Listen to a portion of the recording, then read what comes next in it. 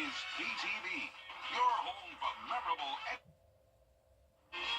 The cold January weather continues, especially as we head into next week. Bitter cold temperatures, and yes, there could be another chance of some winter weather. I will have the latest on your forecast coming up. Right now on News Channel 6 at 10, each state leader is talking about top priorities for the year. We'll take you to the Eggs and Issues event in the state capitol. Also ahead, Richmond County School Board letting the public speak about the homestead exemption tonight. And the Salvation Army teaming up with Fat Man's Cafe for its January donation drive. How you can help as Your News at 10 starts now. Live from Television Park, this is WJBF, News Channel 6 at 10 on MeTV.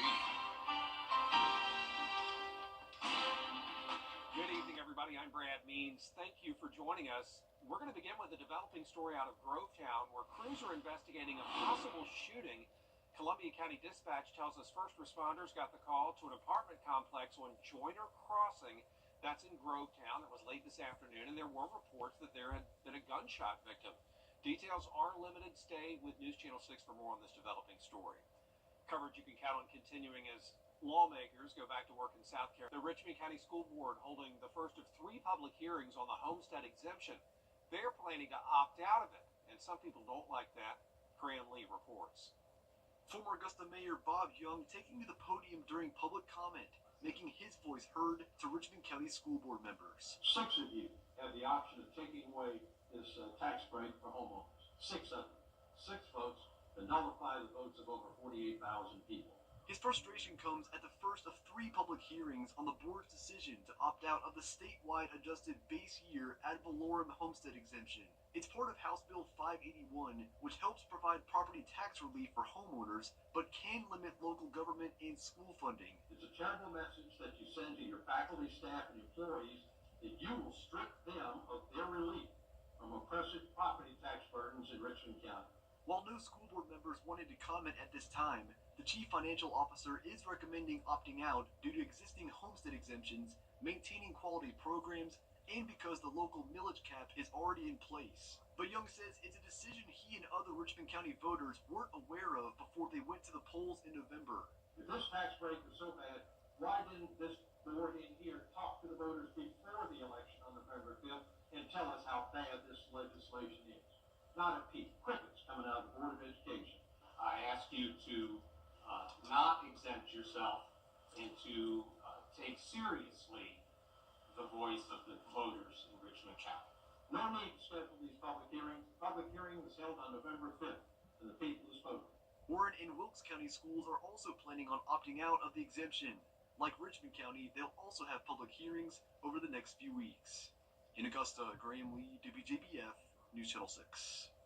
Columbia County School District also planning to opt out of this homestead exemption. Board members are also going to have 3 public hearing meetings. The first one next Tuesday at the Evans Government Center Auditorium. For a full list of all the other hearings, just go to WJBF.com. As we take our first look at the weather, meteorologist Jen Petracci standing by. Some wild stuff on the way if it all comes true, right? Yeah, Brad, it's just not warming up. I mean, boy, it's been cold lately, and we're actually now on a trek for potentially one of the coldest Januaries on record. Right now, we are in 5th place with temperatures trending around 8 degrees below normal. So it's going to stay that way as we finish off the month. And right now on our Terry Lambert Hyundai Skyview Cam in North Augusta, we do have dry conditions, no rain in the forecast for now, lots of sunshine. The sun just isn't doing the best job warming us up. So this morning we had a low of 25 degrees. That puts us 10 degrees below our average of 35. And our high today was 57. So we did get a little bit closer to average, but we'll dip right back down to the low 50s tomorrow. Right now, seeing those upper 30s in Allendale and Barnwell, 42 in Louisville, 39 in Bamberg. Aiken, you're at 41, 40 in Gibson, and 44 in Waynesboro. Dew points are super low, down into the teens. We have dry air in place with high pressure driving in this northwest wind. 8 miles per hour in Augusta, 7 in Aiken, 7 in Edgefield, 9 in Saluda, and gusts are occasionally up to around 15 to 20 miles per hour. So breezy conditions tonight with some high-level clouds here on satellite and radar. No rain nearby, though, so this is just a large area of cloudy conditions. Some snow up to the north of us here and there, but we will be back to sunshine tomorrow. A clear start to our day other than a little bit of cloud cover here and there. Temperatures falling into the upper 20s and then 35 by 9 a.m. So looking ahead here, temperatures remain in the 50s for highs, lows in the 20s. We'll see a little bit of a warm up as we go into the weekend with some rain chances, but then we cool right back down next week. I'll have that full 10-day forecast coming up shortly, but back to you, Brad. All right, Jenna, thanks. The Salvation Army is collecting cleaning products to maintain a healthy environment for those who benefit from their organizations, and they just want to make sure everyone stays as healthy as possible where they live. Bria Smith with how you can help. Right here at Fat Man's is just one of many locations where you can drop off cleanliness products or even warm garments. But if you're not in the Augusta area, there are other ways you can donate. Products like laundry detergent, sanitizing sprays, wipes, dish detergent, and paper towels can be dropped off at any Salvation Army nonprofit or family store. Organization leaders share how this will help maintain facilities like the Center of Hope as healthy and clean as possible for those who live there. This drive is essentially for our Center of Hope, and at our Center of Hope we have men, women, children that are staying. That's our shelter, where they're staying overnight, they're staying and getting casework so that we can help get them into a full-time residence somewhere, a house to be in or an apartment. And in order to do that, in order to have this, what we call the Ministry of Dignity, we want to make sure that we're able to keep the place clean. We want to make sure that they're able to wash their clothing. A list of items and drop-off locations can be found on our website at WJBF.com. In Augusta, Bria Smith, WJBF News Channel 6. Aiken County leaders are conducting the annual Point in Time survey. That's the one that tracks homelessness in one. Quiet weather for us the rest of this week, but then over the weekend, clouds take over along with a pretty high chance of rain. Then next week, we have the bitter cold air moving in, along with that slight chance of some winter weather again. I'll have your full Viper 6 forecast when we return.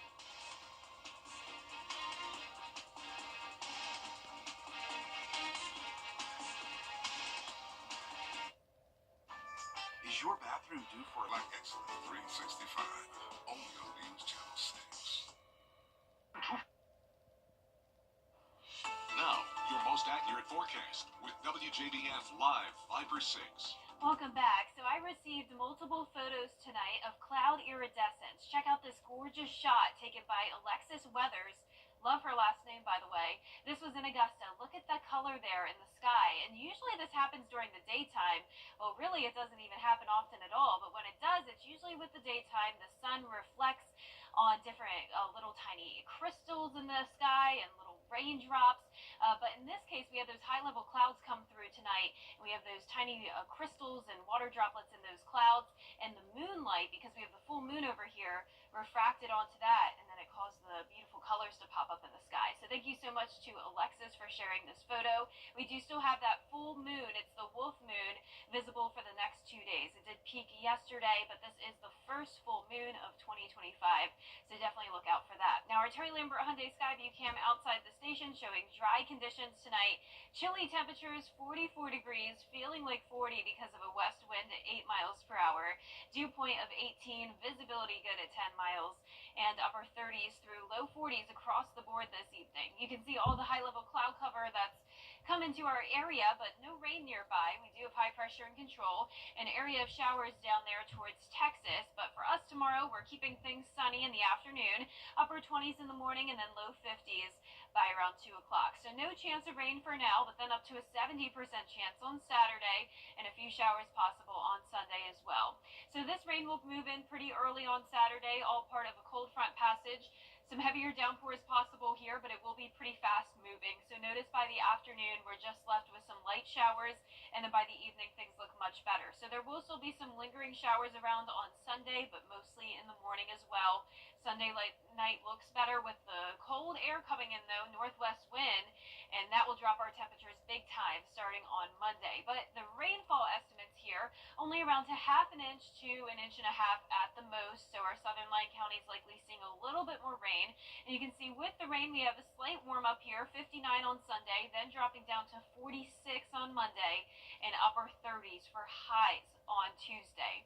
So the question is, are the snow lovers in luck? Well, yes, there is a chance of some winter weather next week, not a guarantee. We will have the cold air in place, all of that Arctic air coming in from Canada, and we could have another Gulf low form. If that does form, it will really matter exactly what track it takes in order to determine the type of weather we see with this. But what we do know so far is next Tuesday through Wednesday, highs will be in the 30s, lows near 20, wind chill in the teens, and maybe even some lower teens possible, and we will be watching for that chance of winter mix. We will keep you updated on that as we continue to fine-tune the forecast. But in the meantime, tonight, upper 20s through low 30s. Highs tomorrow will be in the low 50s for the most part, and that 10-day forecast showing sunny and dry weather for now. Then the clouds move in on Saturday with that high rain chance. 30% chance of rain on Sunday, drying out for Martin Luther King Jr. Day on Monday, and then a 30% chance of some form of precipitation around next Tuesday and Wednesday. All right. Thank you, Jenna. We appreciate you. Still ahead, President-elect Trump's nominee for Secretary. Augusta is a name known nationwide, a destination for scenery, sports, and medicine. But to many, it's simply home. Pinnacle Bank is proud to be a part of Augusta's story, providing the products, services, and local decisions that help the people who call it home achieve more. In person or online, Pinnacle is Augusta's one bank for life and a proud partner of Salute to Service. The Giving Your Best Award salutes volunteers in the CSRA for going above and beyond in our community. All the Giving Your Best partners congratulate our latest winner, Shelby Cochran. She's using her cooking skills to bless others in need through her Meals of Love ministry. Shelby's helping individuals and the community by showing kindness to others. Giving Your Best is brought to you by Science Co., Piedmont Augusta, Security Federal Bank, and News Channel 6. Hi, boys and girls. I want you to... Now, WJBF sports coverage you can count on. For the second time this season, the South Carolina women's basketball team was named the USBWA Team of the Week. This comes after victories over 7th-ranked Texas and a dominant victory over Texas A&M. The Gamecocks have now won 51 SEC regular season games in a row. The team has already posted 5 wins over ranked opponents this season.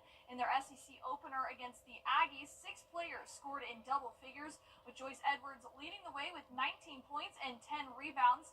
Then on Sunday, they put on a defensive clinic, beating the Texas Longhorns 67-50. And this week, 4 Gamecocks have averaged double figures. Habit of defending, is one of our stronger points. The habit of sharing the basketball and moving the ball has become a habit. Our ability to rebound has been inconsistent. Box out has been inconsistent. That's what we got to get better at. The Gamecocks hit the road to face 19th-ranked Alabama on Thursday at 7 p.m. In ACC men's basketball, Georgia Tech hosting the Clemson Tigers. Clemson off to a fast start offensively, but Georgia Tech closing the gap at halftime. Clemson leads at 36-25. Jaden Zachary leading the way with 12 points, and Georgia Tech's Javion McCollum leading the way with 11. And in North Augusta, a new baseball and softball facility is coming to the school this spring. The school board in Aiken received a construction update on the baseball and softball athletic complex being built at North Augusta High School. Leaders say the project is under budget and on schedule for a projected completion date of March 1st. Well, forever, North Augusta has had to compete softball and baseball at Riverview Park. They have not had those facilities on their campus. So they're thrilled, and we're thrilled that they'll be able to have all those facilities on their campus, and they'll no longer have to travel to the other side of the city to play baseball and softball. And WJBF will, of course, continue to keep you updated on the progress of the complex. In football, the South Carolina Athletic Coaches Association announced that Brian Smith of Barnwell High School was named the Coach of the Year. Coach Smith led the Warhorses to 13 wins this season and to a lower state championship game against Clinton. He's had 34 years of coaching experience, 23 of those as head coach. He also coached Team South Carolina in Border Bowl 11. And the field is now officially set for the annual Augusta Haskins Award Invitational. It'll take place at Forest Hills Golf Club in Augusta on April 5th and the 6th. There are 14 teams in the field, and they highlight several of the nation's top 25 programs. That's it for sports. We'll be back. News Nation Friday. And last but not least, for a lot of veterans, the transition to civilian life can be a big challenge. But there's a unique program up in New York that's trying to help people heal. Sweat with a Vet brings veterans together for free yoga classes. It gives them a space for physical and emotional recovery. Tristan Begum takes us inside the hot yoga spot to see how this program is helping veterans find peace and a connection on the mat. Take a second to collect yourself in this. It may not be the first setting that comes to mind Close your eyes. when you think of veterans like Jesse Summer and Scott Leslie, who've served in the Air Force and Army National Guard, deployed overseas in places like Kuwait, Iraq, and Afghanistan. I think a huge challenge to military service is that there are a lot of things that you witness or participate in that you can't really share with people who weren't there. But inside this 90-degree studio, those stories can be left untold. Instead, you'll find a room full of veterans in yoga poses, with sweat dripping down their faces. Basically, the people you may never have met before, but who experienced something that need not be expressed verbally, but you just know. And that's really comforting. It's an incredibly peaceful time, allows you to connect with yourself and really remove yourself from all the shenanigans and all the noise from everyday life. Sweat with a Vet was started in 2022 by Scott Leslie, the Director of Veteran Services for Albany County. Yoga is a great way for any veteran or first responder to heal themselves. Leslie started the free program as a way to help veterans in the community connect with one another. But the benefits on the mat go far beyond. How it can help a veteran who maybe is having a hard time letting go of something they experienced, or having a hard time sleeping at night, or dealing with chronic pain, or something physical. Yoga can help in all of those ways, because really it is designed to channel your thoughts inward, to focus on every single part of your body. Exhale, right leg. Grounded lessons that provide a different kind of physical and mental challenge. You can only do so many push-ups, you can only run so many miles. You can be present so that you can forget the things that should be forgotten, focus on the things that are important. That's really the lesson. And then breathe here. And you can Gentle poses and focus on breath, and sigh it out. helping to take the lessons on the mat into everyday life. Good to see our vets taking part there. Yeah, it can be really therapeutic. Absolutely. I love yoga personally. I did some yoga before I came to work this morning, or this afternoon. So It helps. Yeah, not a fan on my end, but it looks great for them. Sure, especially like with Good for you. goats and puppies. It can be With fun. goats, that's Right. a game changer. That's Yeah. what makes it fun. Entertaining. The regular yoga, not for me as Uh-uh. much. Well, our 10-day forecast showing weather that's not for me either. It's a little too cold, guys. Temperatures are staying in the 50s, lows in the 20s. We'll warm up a little bit this weekend, but it comes with rain. All right, thanks a lot, Jen and Tiana, and thank you all for watching. We're back at 11 on News Channel 6. Hogan's Heroes is next.